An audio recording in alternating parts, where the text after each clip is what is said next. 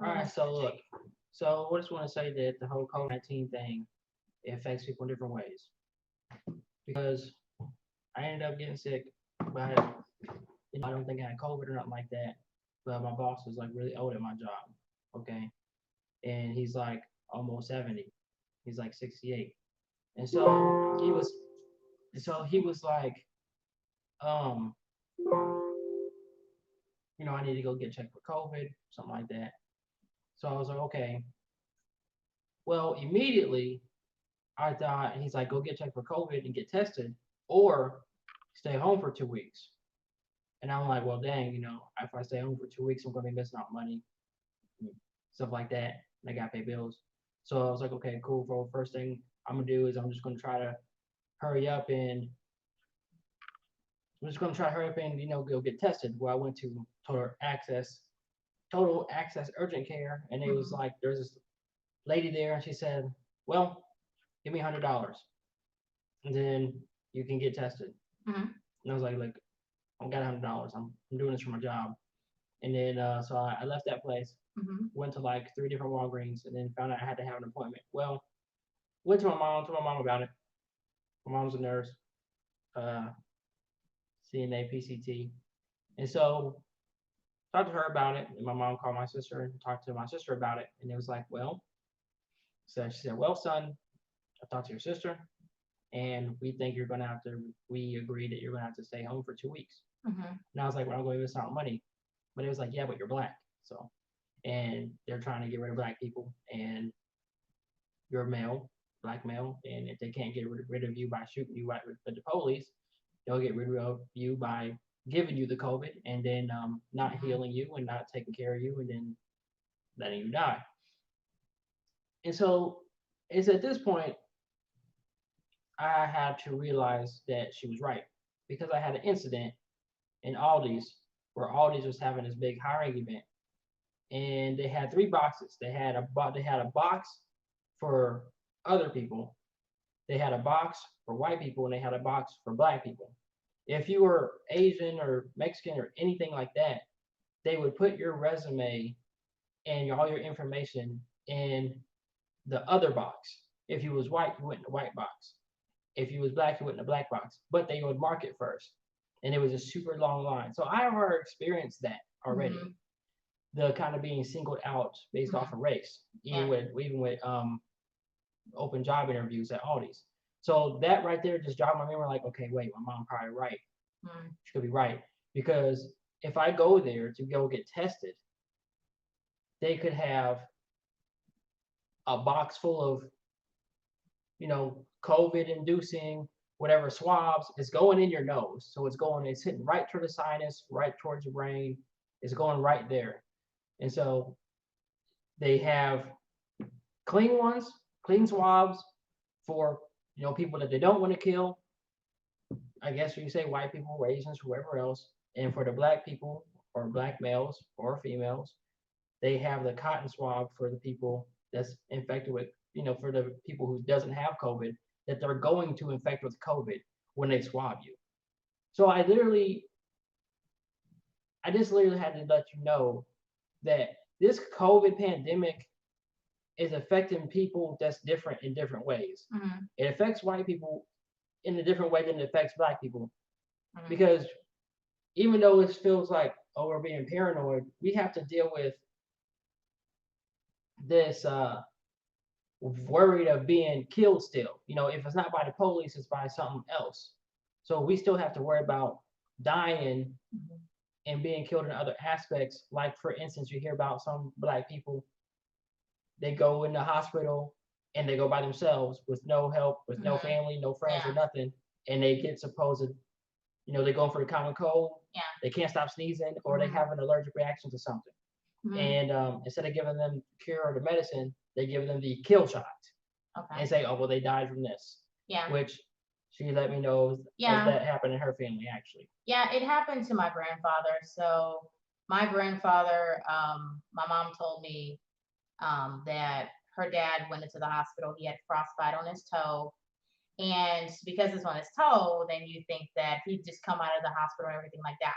Well, turns out my mom was the only one to go see him. The rest of her siblings didn't want to see him because he cheated on my grandmother or whatever and ran off with some other woman. So because of that, nobody else wanted to come see him. So next thing you know, they find out that he died. And I mean, it's not really the best thing, you know. Same thing happened to my mom some years ago. My mom's deceased right now, but maybe like 10 years ago, I'd say, or whatever, when I was in middle school, then my mom went to the hospital. And what happened when she went was that my brother and my sister were trying to go in back to see where my mom was, and they were trying to go see her, but there was people trying to prevent them from going to see her. My mom talked about the conversation. She talked about how she was there with a nurse, and the nurse, the nurse really liked talking to her, and because of that, then the lady didn't really want to do it. She didn't have the heart to do it because she really liked talking to my mom and everything like that, and so she decided not to do it. And as you might think, it's a tense situation when you're trying to prove that your life really does make the difference and does matter. So that really does happen to people. I really don't trust going as a Black person going by myself to the hospital, doctor, whatever. I would go with somebody else just because it makes more sense to do that. Because for white people, it's they can have their best interest at heart for the people that are at the doctors. But when you're Black, you have to wonder. I wondered particularly because a couple of years ago, I had my aunt went into the hospital and she got an operation or whatever.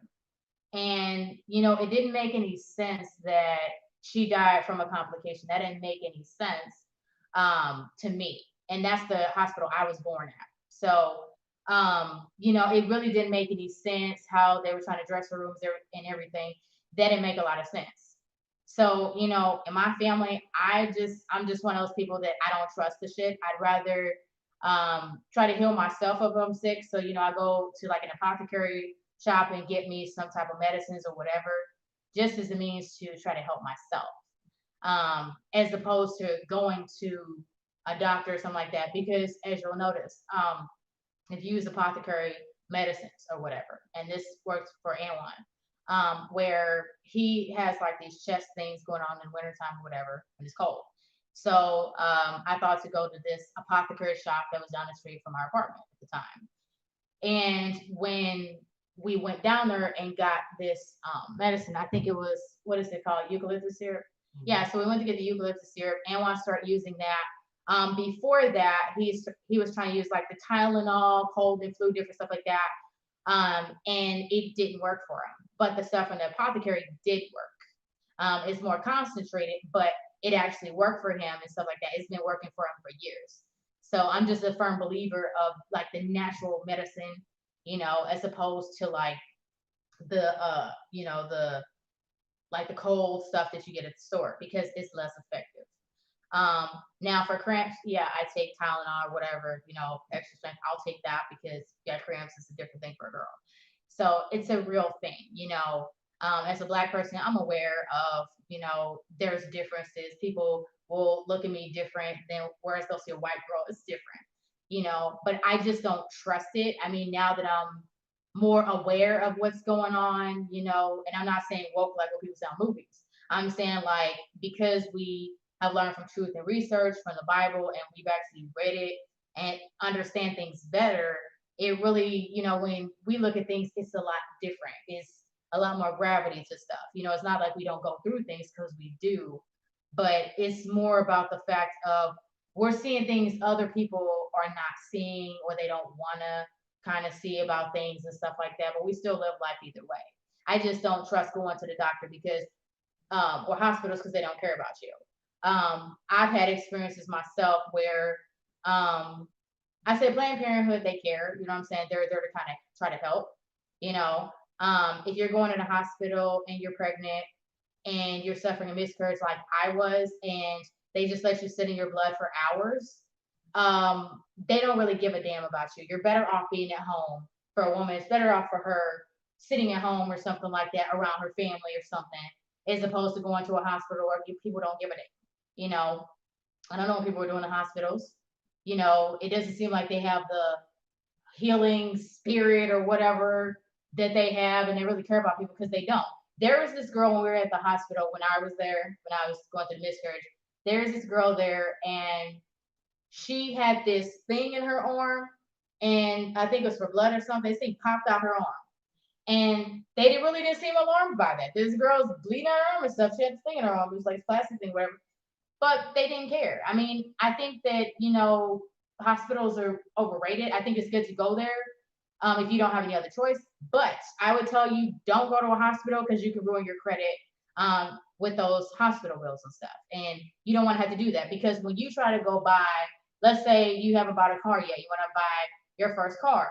Well, if you don't have your credit, if your credit's ruined by these hospital bills you never paid, and people in your family are telling you, oh, you don't have to worry about them, and then in the future you're trying to buy a car, you're gonna have to start off with like a 400 or 300 credit score, and that's not good. It's not good at all. You want to get a house like what we're in now, you have to at least have a 600 credit score in order to do that. And we had to build up to get to where we are now. I wish we would have started, in the past doing this stuff, but it's life experience to get to where we are right now. But hospital bills can ruin your credit if you don't pay for it. You don't have insurance, that's going to affect you, also. So, I mean, it's just knowing what the stuff is when you go in there. It's not free. You can try to take advantage of the programs where they reduce what you owe to zero, but you just have to be aware of that and read stuff.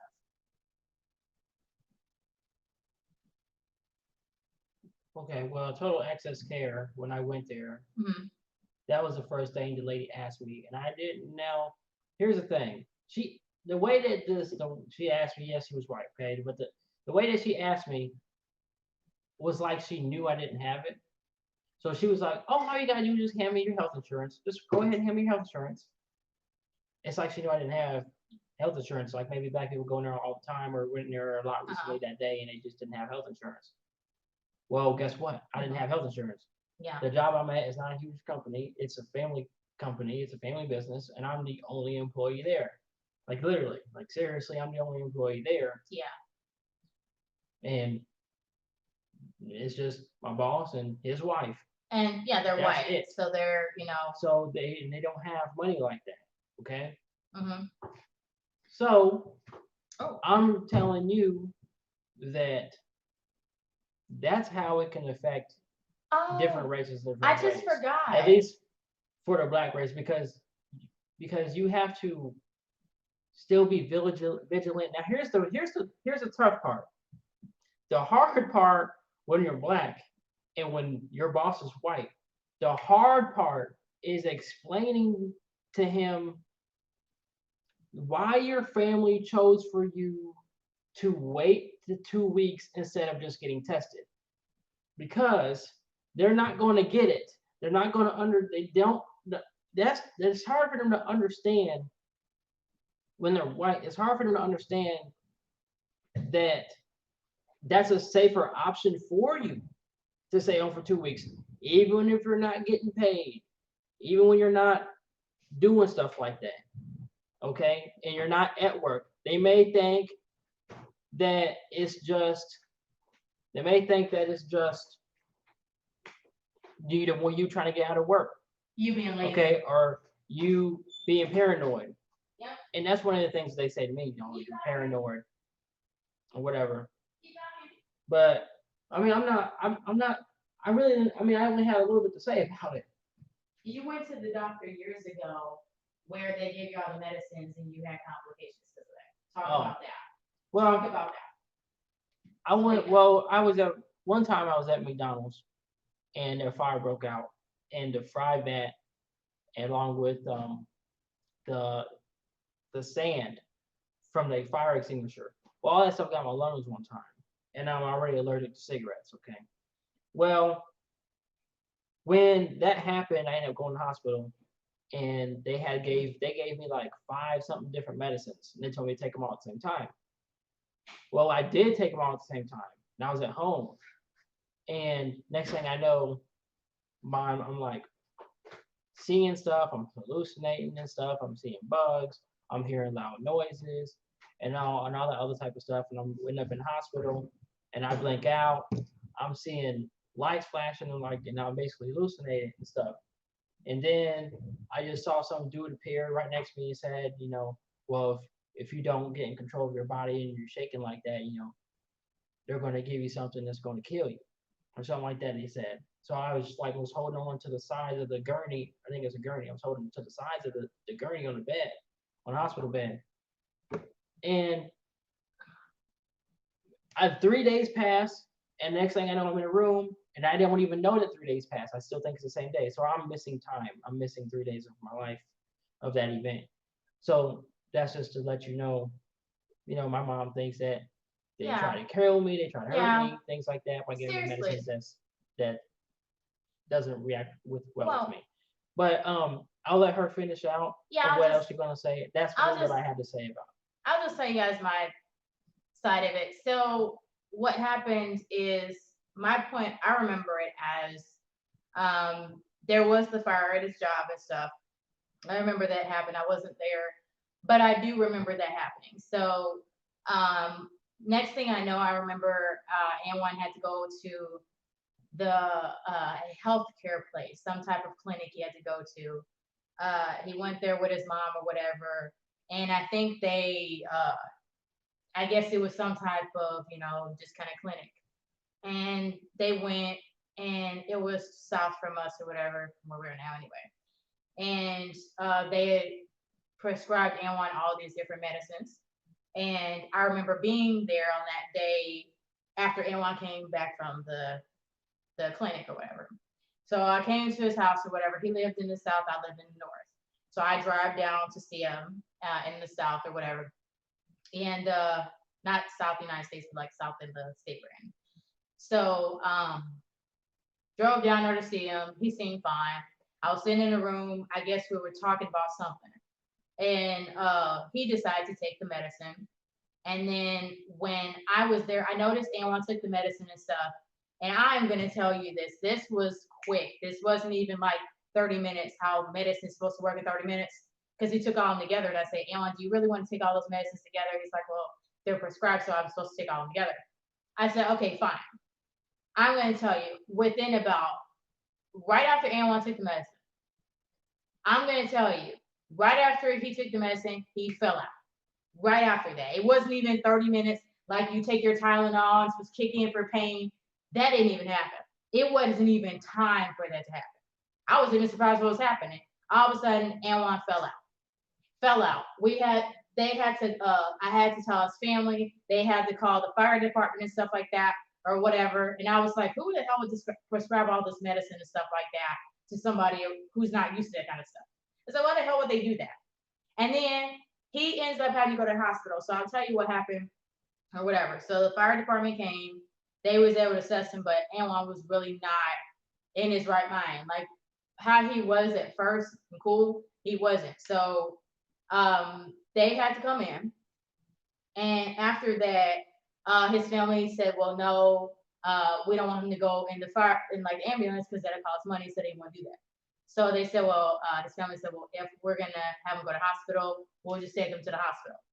So maybe like 30 minutes after that, Anwan was still he was seizuring and stuff like that. After that, he still was like doing that. And because of that, we had to get Anwan in the car. So when we got him in the car, I mean, we were ready to get him in the car, but he was like out of it extremely. Like he was seizuring and stuff like that. And he wasn't there, you know what I'm saying? He wasn't there like that. So, I had to sit in the back with him. His aunt was driving the car. I think his mom was in the front or whatever. And he just wasn't there. It's like he lost touch with what was going on and stuff like that. When he was at the hospital, like they had to have him sit in a wheelchair and stuff like that because he was like just out of it, just seizure and stuff like that. And eventually they took him back and stuff. And I remember me and his mom going to see him, and he was shaking and stuff, looking around and stuff like this and stuff. And it was a lot. And the thing is that I knew what was happening. I already said to the people, I was like, well, he's having trouble with all these medicines. He's not supposed to have all this stuff. Then magically, Anwan's get better. Then they said the same thing. oh, it was allergic reaction to the medicine. But I'm like, who the hell prescribed these medicines anyway? You know, I can only think that maybe the lady was racist, maybe they prescribed this stuff and she was just doing that because to get off on something. I don't know. I really have no idea. I know they're gonna say it's age restricted, whatever, but it is what it is. After seeing somebody go through that, seeing him go through that, um, I mean, I don't trust it. I'm gonna tell you this right here.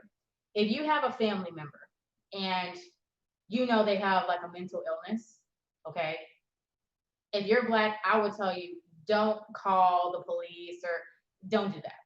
If you have to do it to a loved one or whatever, have your family around or whatever, but don't deal with that because of everything that's going on. It's just too uncertain with what's happening. I told Anwan with in terms of coronavirus, I was like, don't even go to these clinics because they can try to give you this stuff or whatever and things like that.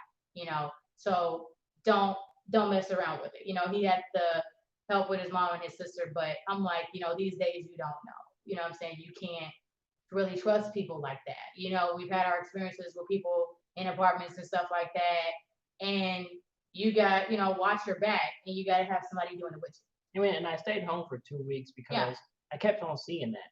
I kept seeing and getting told by black people and seeing it on the news and seeing on Facebook that people who are not dying of COVID, they're getting in the hospital and then they're saying they're dying of COVID. So I didn't even want to be a part of that either. yeah, that's a tough call. It's not. I wouldn't say put yourself at risk if you're black. Actually, I've heard of people getting over COVID, like on Facebook. People just talk about they go on these different diets or something with like ginger and different stuff. You can look it up on Facebook, but people have just used home remedies and they, got rid of it. And they didn't have to go to hospital and spend thousands of dollars. They didn't have to ruin their credit. So, it's something to think about. I would say don't have faith and go to the doctor and think you're going to do that. I just don't think it's worth doing that. During this time, I say watch your back because there's so much things that are uncertain. Jobs are uncertain. The world's uncertain. Everybody's worried about the election and stuff like that. And I'm hearing from people at my job all day long from customers. So, nobody knows where we're going, from here. So I say if you're black, watch your back, you know, have somebody with you if you're going to the hospital or doctor or whatever. Definitely do that, because it's worth it. For women who are pregnant with babies, I would tell you, I know you have to be in the hospital, but if you don't feel comfortable, maybe it's a good idea to have the baby at home or something, maybe. I just think that might be safe for you and the baby, you know. Well, I want babies getting COVID, so We all done? I'm done. All right. That's Couple it, my y'all. 2 cents. Thanks for watching.